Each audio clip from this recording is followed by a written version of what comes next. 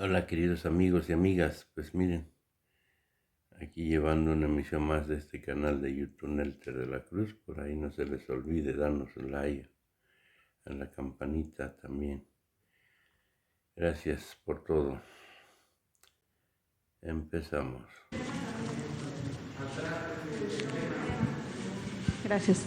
Gracias, buenos días. Sara Pablo de Grupo Fórmula. Presidente, preguntarle, usted decía apenas el 6 de mayo que esta refinería, desde que se adquirieron las acciones, pues no había tenido beneficios para México, que eran muy pocos.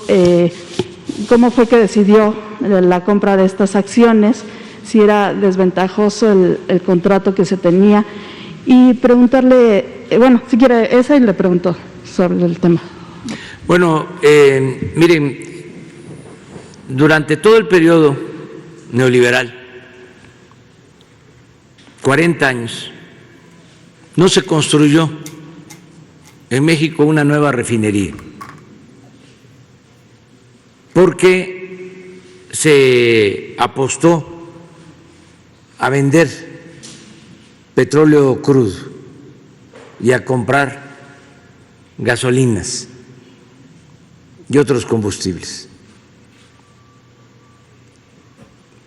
La política que se seguía se puede ejemplificar con el símil de que vendíamos naranja y comprábamos jugo de naranja. Vendíamos materia prima, petróleo crudo, y comprábamos gasolinas. Un absurdo por completo. Esto no sucedía antes. Hasta los años 80 nosotros producíamos en México todas las gasolinas. Incluso no se vendía petróleo crudo. En ese tiempo, en vez de construir cuando menos una refinería, decidieron adquirir el 49.9% de esta refinería durante el gobierno de Salinas de Gortari. Incluso se trabajó hasta en el anteproyecto para construir una refinería en México. Todavía vive, y lo mando a saludar al ingeniero Ocampo,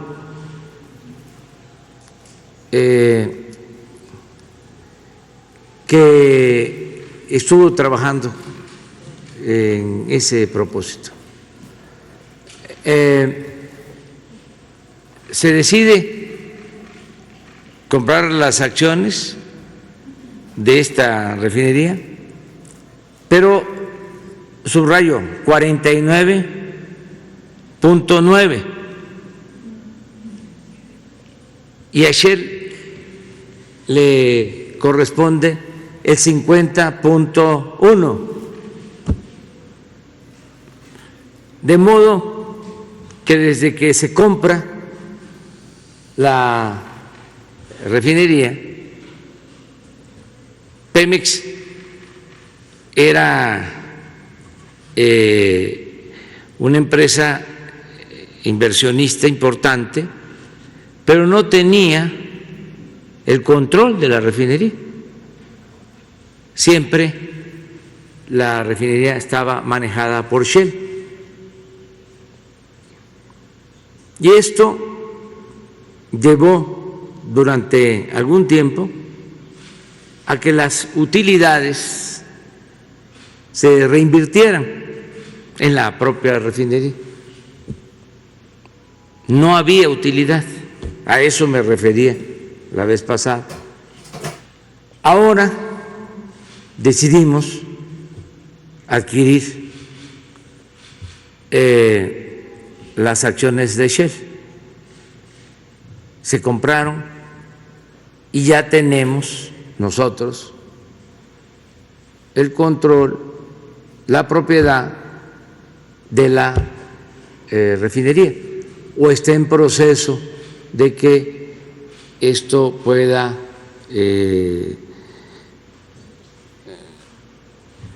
concluirse una vez que se tengan los permisos, pero ya se firmaron todos los documentos, se cerró la operación. Es importante que se sepa que nos convertimos en el país petrolero del mundo que más compra gasolinas y otros petrolíferos al extranjero. Entonces, ahora se está llevando a cabo un cambio, dirían los tecnócratas, un cambio de paradigma o un nuevo plan de negocios. Ya no vamos en el futuro a vender petróleo crudo y a comprar gasolinas. Vamos a producir en México. Pemex va a tener la capacidad para producir los combustibles que se requieren en el país, con el propósito de que tengamos autosuficiencia, que no haya dependencia en estos combustibles y que también podamos garantizar que no aumente el precio de las gasolinas, del diésel y de otros derivados del petróleo, porque ese es el compromiso que tenemos. En términos también generales, que es importante que todos estemos informados, aun cuando hemos descubierto nuevos yacimientos, grandes yacimientos de petróleo, 3 grandes yacimientos, tenemos petróleo, materia prima suficiente, no vamos a extraer más allá de lo que necesitamos para nuestro mercado interno, porque se trata, como aquí se ha dicho, de un recurso no renovable que tenemos que cuidar y además tenemos que dejar de herencia a las nuevas generaciones. Entonces, tenemos para extraer más de 3 millones de barriles diarios, pero hemos decidido no producir más de 2 millones de barriles diarios. Esto va a significar que vamos a dejar más reservas probadas que las que encontramos, porque se ha invertido en exploración que no se hacía. Además, por la corrupción que imperó durante el periodo neoliberal, toda la inversión se destinaba a el norte y a las aguas profundas, cuando es de dominio público que el petróleo está en tierra y en las aguas someras. Durante los 10 años anteriores a la llegada de nuestro gobierno, la mitad de la inversión en Pemex se orientó al centro, al norte y a las aguas profundas. Por ejemplo, a Chicontepec, o a comprar plataformas, o llevar a cabo contratos para supuestamente extraer petróleo de aguas profundas. Acuérdense de aquella campaña publicitaria del tesoro que teníamos en el fondo del mar y que había que ir por él. Pues todo eso significó jugosos negocios para las compañías particulares dedicadas a la exploración y a la perforación, pero muy mal negocio para Pemex y para la nación. Entonces, desde que llegamos, el presupuesto lo estamos orientando a el sureste, donde está el petróleo, y a las aguas someras. Por eso se descubrieron estos 3 grandes yacimientos. De modo que tenemos la materia prima. Una función en esta nueva etapa es extraer el petróleo, explorar y producir petróleo. Esa es una actividad fundamental de Pemex. La segunda actividad, que estaba completamente abandonada, era la refinación. Dejaron las refinerías en el más completo abandono, pero no solo eso, ya habían iniciado a vender plantas al interior de los complejos de refinación. Tuvimos llegando que parar la venta de plantas al interior de las refinerías y comenzamos a rehabilitarlas. Llevamos invertidos alrededor de 18,000 millones de pesos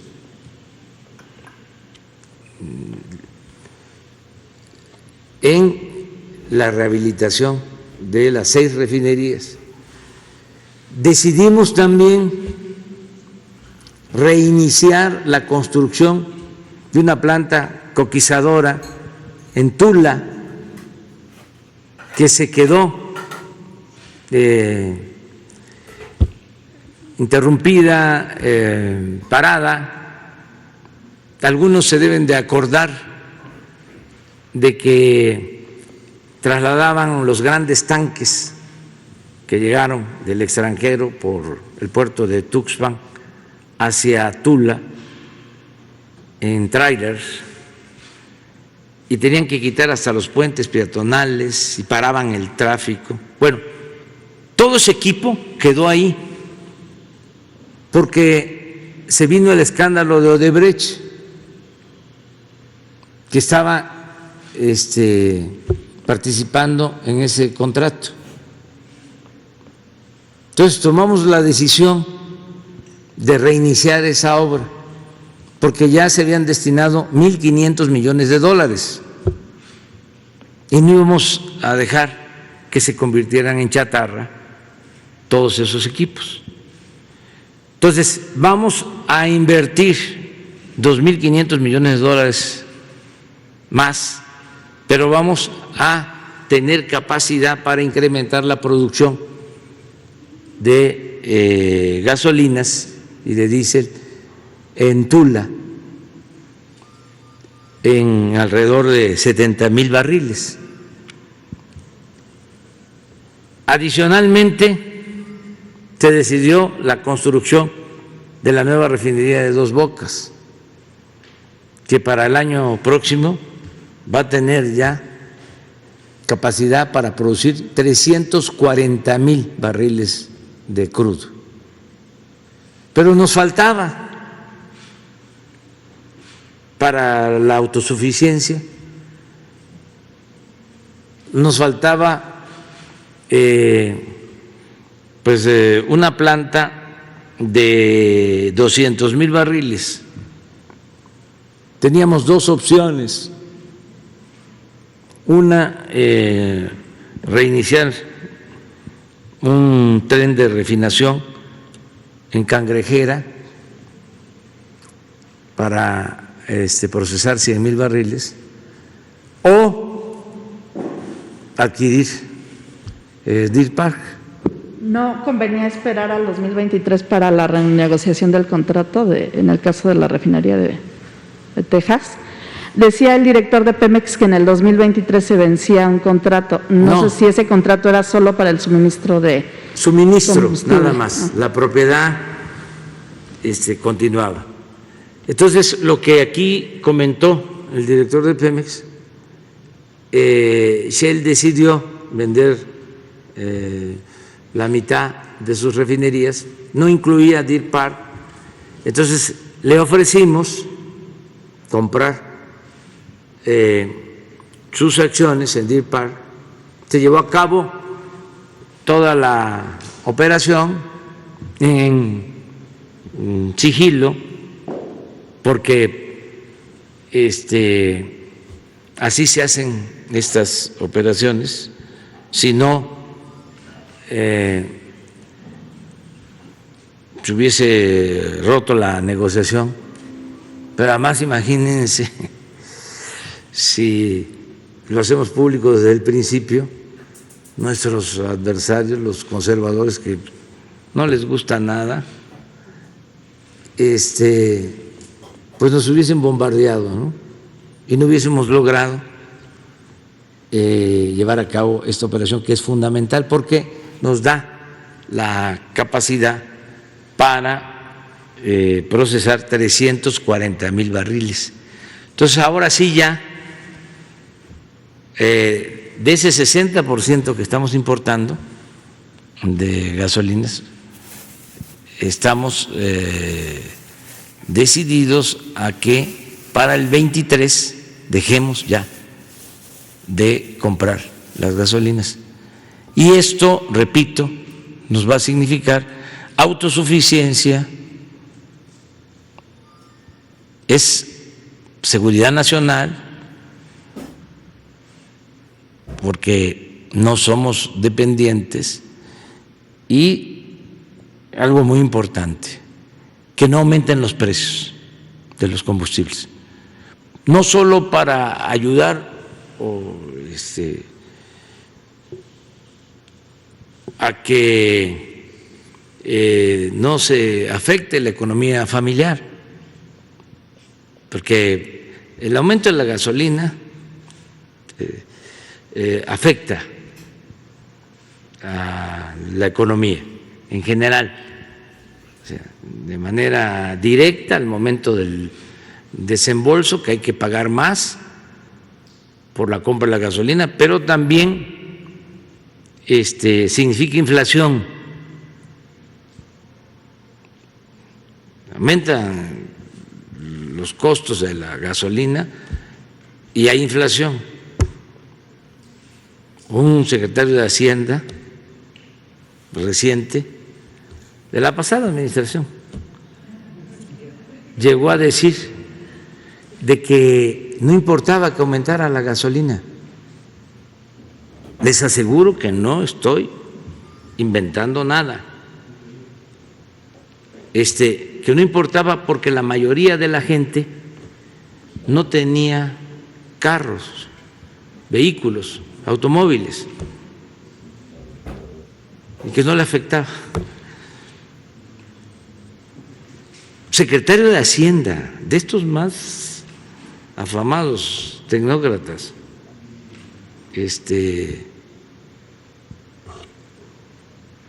que la verdad fueron los que llevaron al país a la grave crisis económica, a la crisis de México, por esa concepción, una falta de sensibilidad completa, o sea, porque esto no es un asunto solo técnico, pues es de juicio práctico, es de sentido común, que es el menos común de los sentidos. Entonces, luego viene una tercera etapa, es extraer el petróleo, procesarlo para producir los combustibles, y la tercera etapa es la distribución, la venta de los combustibles en México. Que Pemex tenga la rectoría para evitar contrabando, para evitar huachicol y para tener control de precio, que no estemos dando subsidio y que ese subsidio que se da para que no aumente la gasolina no se le transfiera al consumidor, sino se quede en el intermediario. Entonces, para eso requerimos también que Pemex tenga más participación en el mercado. Esto nos va a llevar a aplicar la nueva ley de hidrocarburos, que está siendo muy combatida porque no quieren que Pemex se consolide. El propósito de los neoliberales corruptos era destruir a Pemex y a la Comisión Federal de Electricidad. Era abrir completamente el mercado a particulares y sobre todo a las empresas extranjeras. Entonces nosotros, sin incumplir compromisos, se mantienen contratos, por ejemplo, para explorar las llamadas rondas que llevaron a cabo para entregar parte del territorio a particulares, con el engaño de que iba a llegar la inversión extranjera a raudales y que íbamos a producir mucho petróleo. Lo cierto es que no ha llegado la inversión a raudales, y de los 107 contratos que se entregaron, pues están en activo cuando mucho 10. Ya podríamos suspender esos contratos. No lo vamos a hacer. No lo vamos a hacer. Aún no cumpliendo, porque no invirtieron. Utilizaron los contratos con propósitos especulativos, pero no vamos a llevar a cabo ninguna acción porque no se necesita. Afortunadamente, como le quedó a la nación el 80% del potencial petrolero, no les dio tiempo de entregar todo, porque el pueblo de México decidió que se llevara a cabo un cambio. Entonces, con el 80% que tenemos, podemos garantizar el suministro de los combustibles que requiere México para su desarrollo.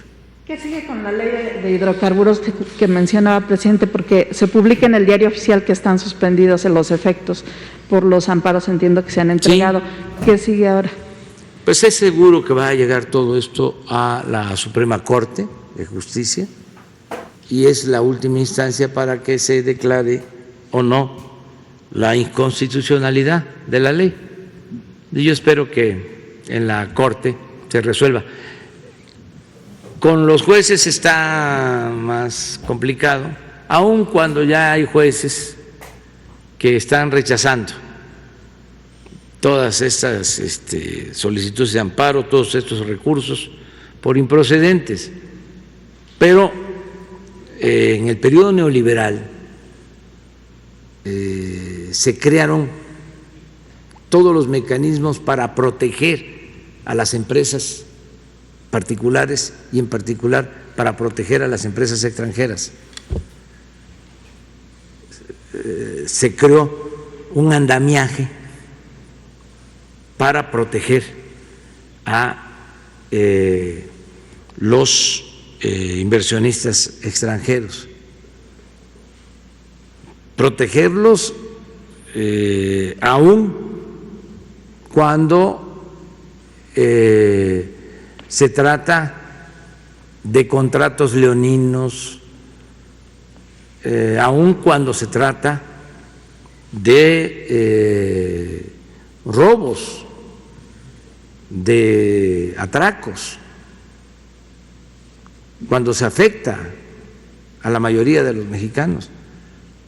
En el caso de la luz, lo que hemos estado diciendo, ¿cómo es posible que una corporación económica, financiera, pague menos luz, sus tarifas de luz estén más bajas que lo que paga un hogar de una familia? ¿Cómo es eso? Entonces, crearon, por ejemplo, este Instituto de la Competencia, sí, para considerar que Pemex y la Comisión Federal eran monopolios y que debían de tener la misma situación legal, el mismo trato en el caso del petróleo que una empresa petrolera extranjera, o que en el caso de la industria eléctrica, el mismo caso que Iberdrola de España, pero ni siquiera en igualdad de circunstancias. Rebajaron a Pemex, rebajaron a la Comisión Federal de Electricidad. Esto que hizo un ministro de la Corte por la sobrecarga, porque estas empresas particulares se cuelgan de las líneas de distribución de energía de la Comisión Federal de Electricidad, son diablitos, y hablaba yo de diablotes, que no es el diablito, sino es colgarse a las líneas de alta tensión. Entonces, ¿qué es un riesgo? Porque pueden ocasionar apagones si no hay control. Se planteó de que era un asunto de seguridad nacional que teníamos que cuidarlo. Pues un ministro en la Corte conservador resolvió que no. Lo dije la vez pasada y lo voy a seguir diciendo porque a lo mejor él ni sabe el riesgo que significa el que no exista un control en la operación de las redes de energía eléctrica. Entonces, todo es defender a particulares, defender empresas. El Poder Judicial debe de tener como propósito defender a los mexicanos, defender a los ciudadanos mexicanos, defender al pueblo y defender a la nación. Entonces se convirtió en un poder para defender a grupos de intereses creados, pero ese es otro asunto. Gracias, presidente. Y finalmente preguntarle sobre el tema de violencia política. Por un lado, en el caso de Abel Murrieta, si usted tiene ya confirmación de que hay detenidos, se dice que hay 10 detenidos en el caso de este asesinato, entre ellos el autor intelectual. Ayer hubo otro homicidio de otra candidata. Preguntarle qué se va a hacer en este asunto de la violencia política. Pues es muy lamentable lo de ayer también, de esta candidata que fue asesinada. Nuestro pésame a sus familiares. Es una situación lamentable porque se da en medio del proceso electoral. Estamos en vísperas de las elecciones y sí, es gente que quiere generar inestabilidad. Sin duda es delincuencia organizada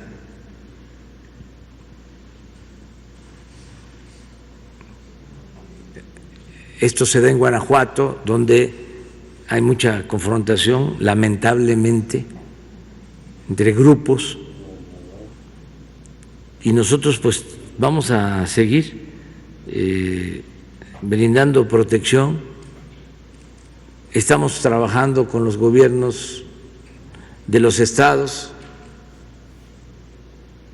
porque también debe saberse pues que estos delitos lamentables corresponden atenderlos a las autoridades de los estados, son del fuero común. Eso debe de tomarse en cuenta. Desde luego nosotros ayudamos en todo. La Guardia Nacional está brindando protección a candidatos que lo solicitan, pero tiene que ser una labor conjunta y se está haciendo así. En este caso es el gobierno de Guanajuato el que lleva a cabo la investigación para que se castigue a los responsables, y vamos a seguir protegiendo a candidatos y decirle al pueblo que no debemos de atemorizarnos. Tenemos que participar y salir a votar. Muchas veces generan estos ambientes para que la gente tenga miedo y no participe, y cuando hay abstención dominan los de la mafia las elecciones, ya sea la mafia de la delincuencia organizada, como se le llama, o de la delincuencia de cuello blanco. Entonces, lo mejor es votar, que nadie se quede sin participar. ¿Tiene algún reporte de algunos lugares donde no se vayan a poder instalar las casillas? ¿Se le ha pedido ayuda al gobierno federal? No sé, Aguililla. No, hay un informe que dio el INE ayer de algunos municipios, pero tienen que ver más, de acuerdo a este informe, con municipios que no quieren que se lleven a cabo las elecciones porque tienen ellos procesos de elección mediante usos y costumbres, o sea, democracias comunitarias. Eso está permitido. Entonces, en esos casos es donde no va a haber elección. Por ejemplo, en municipios de la Costa Chica de Guerrero, San Luis Acatlán, la tierra de Genaro Vázquez. Sí, solo en el caso de la elección municipal. En elección federal y estatal, sí, se van a instalar las casillas. Sí, San Luis Acatlán, sí. Y hay otros, pero no tengo en mente.